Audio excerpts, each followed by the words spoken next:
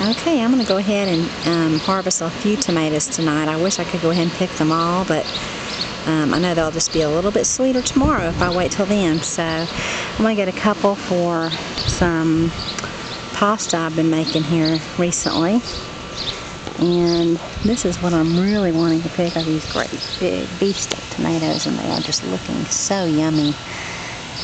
But I'm going to probably pass on those right now and see what other kind of small ones I can get off the plants.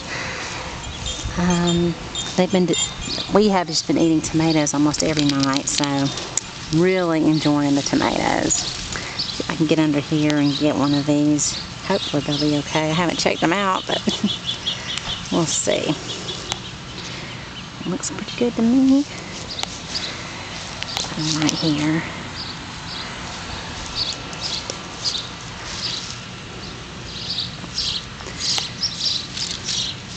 What else we can get. This one's nice and red too.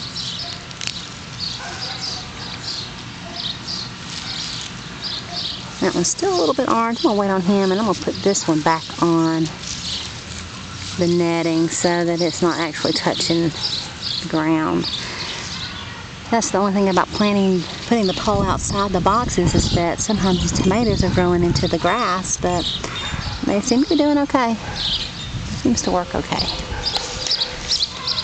Got another one here. It's got a little bit of orange striping on it still, so I'm going to wait another day or two to pick that one.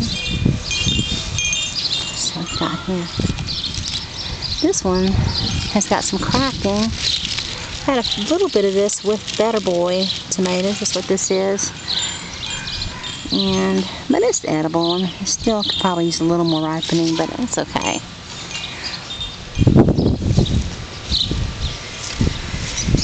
These are the Roma grape tomatoes, and I picked a wonderful cluster of these this week, and it was probably 12 on the cluster. I pulled it off. It was nice and ripe and red and just really great.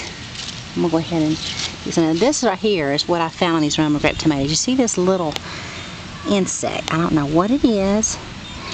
It's not really hurting the tomato, though I think there's something. It's like sucking on it or something. I'm not sure, but it's really kind of gross. I don't. They have gotten bigger and bigger, and they're only on this plant. If anyone out there knows what they are, let me know how to get rid of them. I've been picking them off, and they just like to just sit there and suck on the tomato.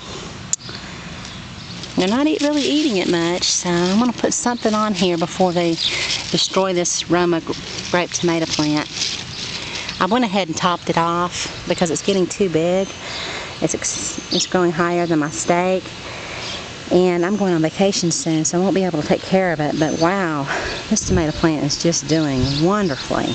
And I topped it off, but still, it's shooting off to the sides producing blooms. So I don't know if I'm going to get this little rascal to stop growing. Who's ever heard of that problem? But I guess that's a good thing. I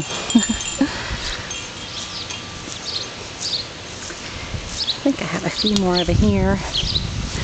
At least one good beefsteak that I can pull. I had this on here to protect it from the birds since I didn't wrap it up in the netting. I'll go ahead and pull it too. It's a beautiful tomato. And the beefsteak have turned out to be my favorite right now. That is until I get my yellow tomatoes coming in. Those will probably be my favorite. A big pepper here, waiting on that one. Let's see.